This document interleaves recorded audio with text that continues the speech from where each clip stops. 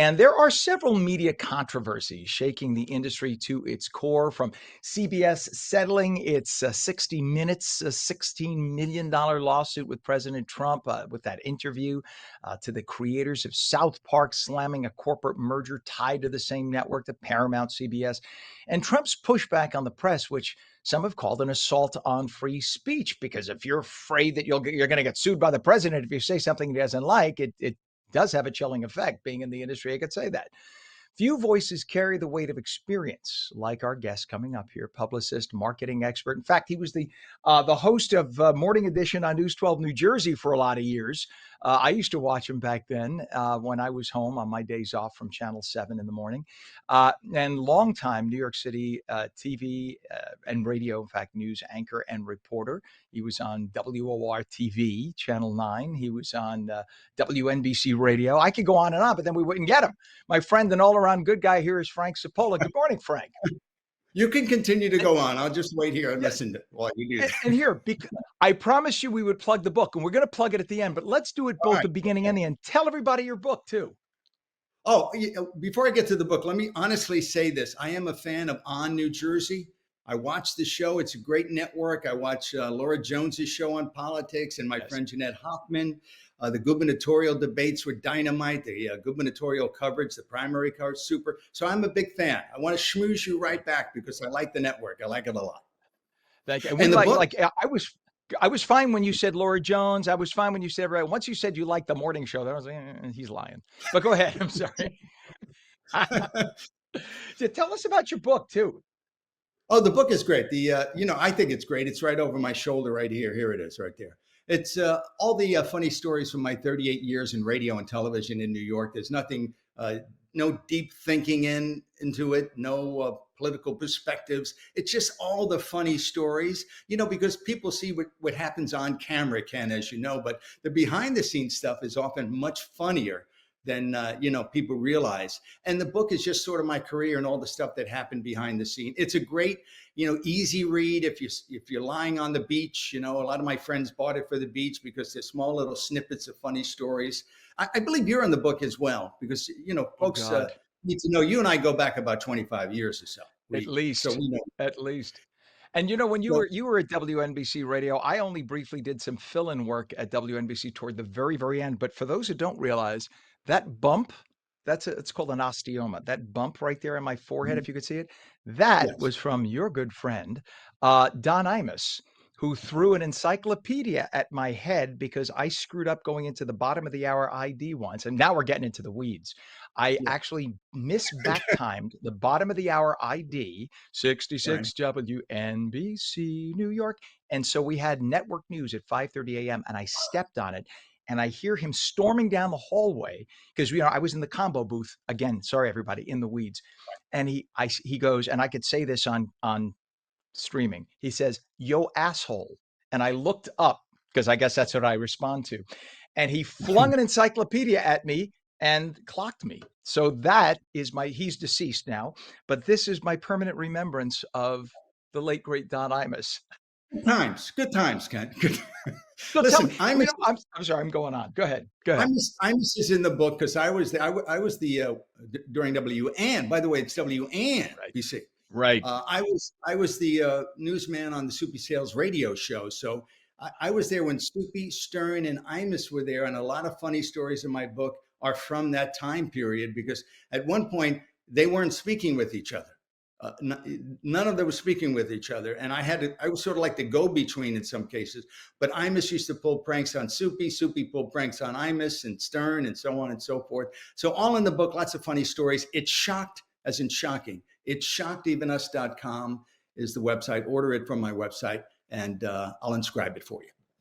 I love it, and it is great stories. I've read the book. I've looked at it. I remember when you gave it to me, I was like, I wonder if I'm going to like this. It's really great. It's a one story after another, and once you start reading, you just keep going. You really laid it out well. So and that's not blowing smoke. That's the truth. Let's talk about what's going on in the industry. Whether you're pro-Trump or anti-Trump, that's not the issue here. And I stand all over the place politically on things. This is kind of scary, though, when it comes down to the freedom of the press.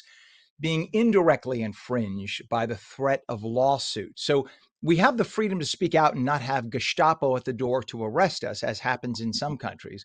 But now it seems that lawfare is coming in and companies are getting sued left and right. And there's that threat that if I say the wrong thing, that I could end up sued to non-existence. What does this do to the industry when you have a sitting president suing and then companies saying, yeah, I better pay up? Hey, it's chilling. You and I are old enough to remember when CBS was quote unquote the Tiffany Network, the home of Walter Cronkite and Dan Rather and so on and so forth. We're also old enough to remember, and we learned it in journalism school, that the Mhm. FCC is quasi independent. It has 5 members, 3 of whom are of the party of the president at the time, and 2 are of the opposing party. And they work independently. And they're supposed to make decisions independently. But when you have exertion by the White House over the FCC that says you will not be able to make this deal, and I'm talking about CBS now, you will not be able to sell to Skydance and make $9 billion, Sherry Redstone, who owns CBS, until you Mhm. give us $16 million for a lawsuit against 60 Minutes, which every lawyer says they could have easily won. That the CBS could have easily won that. Or, as some have indicated, that you need to fire Stephen Colbert because every night he's taking shots at the White House, regardless of who the president is. That is chilling, and it worries me to the core because this is an attack on journalism. It's an attack on TV news, and it worries me. It worries me, quite Yeah. honestly. And look, I tend to be conservative, but I'm more libertarian than conservative, and so my libertarian roots are just screaming when I hear that because that very much today it's them, tomorrow it's you, and that's what you Absolutely. have to keep reminding yourself. So all the conservatives who say, "Oh, good, they deserve it," tomorrow they could be coming after you when the next administration comes in. You never know, so just keep that in mind. There's a reason why we have freedom of the press. You don't like it? The way solution, you don't watch. You go to the next guy. Especially in this area, you have 1,000 to choose from. Go to the next guy. You don't have to watch Colbert if you don't like Colbert. I hate Colbert personally. I don't hate him. I mean, I know him personally. I know him. Mhm. He's a nice man off air. I don't agree with his politics, but I don't watch him. That's my answer. So, but I don't say that you take him off the air. Let him be on the air. Let him be one of the. I know a lot of people who love him. Let him be one of the voices. But to basically threaten him out of existence, that's not Right. good. I don't care who you are and where you stand. That's not the solution ever. Well, not only that, but a good leader, president, regardless of the party, would just have some fun with it. You know what I'm saying? He would go on Colbert and have a little fun with it. He would be part of the joke, as it were. But this adversarial relationship like that, and then take him off the air. And we don't know if that's a fact, but it is kind of curious. Take him off the air because we want to do this deal. I think Sherry Redstone decided, and she's the owner of CBS, she decided that if I write a check for $16 million and I do this, I get $9 billion. It's worth it. And the credibility, especially of CBS, and we go back a ways, Ken. We knew when it was the Tiffany Network. It was called the Tiffany Network. To do that is bending a knee they shouldn't, and it never ends when you begin that. You have to stand strong and say, "We don't do that. I'm sorry. We'll see you in court." Yeah, Period. absolutely. I mean, Sheriff, of course, Sumner Redstone was the owner of Yes, CBS for many many years, and Sherry took over when Sumner went bye bye. But he it's passed on, Ken. unnerving. Yeah, Yes, he I said passed went bye-bye. That's my way on. of saying went bye-bye. Adios to God. I actually knew I worked for him. I worked for Sumner when I was at CBS in Miami. It was in O&O, and so I got to Mhm. meet him when he was in a wheelchair, and he was kind of losing it at that point. But nice enough man. But and he gave me a salary, so I can't complain. But I do know that if you had Sherry Redstone calling you, you just you do whatever Sherry says. And there are executives who were there 6 months ago who are gone. And I'm sure that it's not just a coincidence that President Trump has been in office for 7 months, that there's a connection. That's not good. That's not Have good. you And as much as I like Trump for a lot of things, that's not good. Have you seen the South Park episode? It is absolutely brutal. And by the way, the reason, because I have a client, my company Context Media, I have a client who's an intellectual property attorney. And she said the reason they were able to get away with that, the creators of South Park, is because they don't lease the show or sell the show to CBS. They own it independently and they do whatever they want. The show, if you're a Trump fan, was absolutely brutal. Hilarious, hilarious, but brutal. And that's the way it should be. A good president would make a lot of, would have some fun with it. He wouldn't be so angry about it, which makes it worse and keeps it in the news.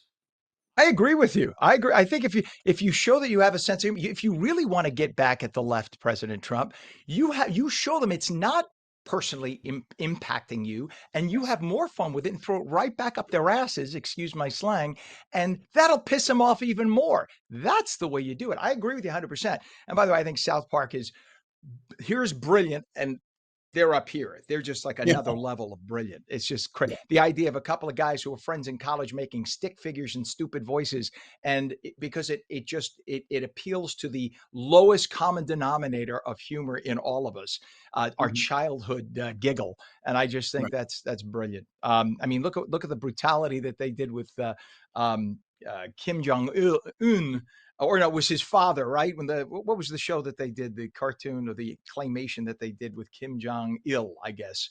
That Yes. was the South Park people. They did that. It was one of the most hilarious things ever. They're just brilliant. They are. So I want you to. We got a minute here left. Plug the book again, Frank. Okay, it's a great book. It's all the fun. Listen, if your viewers know News 12 New Jersey, I was the first co-anchor there with my colleague Mizar Turdu. So much fun. We had some great times at News 12 New Jersey. There are a couple of chapters in there about what happened behind the scenes when we launched it. If you're a New Jersey news fan, you'd love to get the book. It's shocked, as in shocking. It's shockedenus.com. Order it from my website so I can inscribe it for you. I also, quite frankly, make a little more money if you buy it on Amazon. I don't. So order it from my website. I'll be more than happy to inscribe it for you. It's a funny. I think you're in it as well, Ken. The book is about a decade old, but it's all the funny stories from my 38 years in radio and television in and around New York City, including starting at a very small radio station in Warren County near the Pennsylvania border that had 3,000 people. That was the entire town, and probably about 10,000 cows. And you know what I'm talking about because every radio guy starts or every radio person starts at a station like that. I was at WVIP Mount Kisco, New York, 5,000 There you watt go. daytime directional. And they had like a cable channel that hit Mount Kisco. So it was like 1,100 people at the time. And the FM was a 1,600 watt, really bad placed FM antenna, FM station that you could get in about a third of the town of Mount Kisco. And we thought we were Don Imus. It We was a were great time. convinced there were Those early, ones of those people. early days in radio. Radio back then, and some people watching may say, "Radio? What's radio?" Radio back then was huge. It was king. Radio was king back then. Well, our ones of viewers appreciated us being on the air back then in those little stations, and it truly helped shape the insanity that we have today. A man who has stories that could go on forever and ever. I appreciate you. You are my friend for life. Publicist and marketing expert, longtime New York City news, TV, and radio news anchor and reporter, author, News 12 mornings in New Jersey, first anchor, and dear friend, Frank Cipolla. Thank you for joining us. Come back again, my friend. Thank you, Ken. My pleasure. You bet. Have a good one.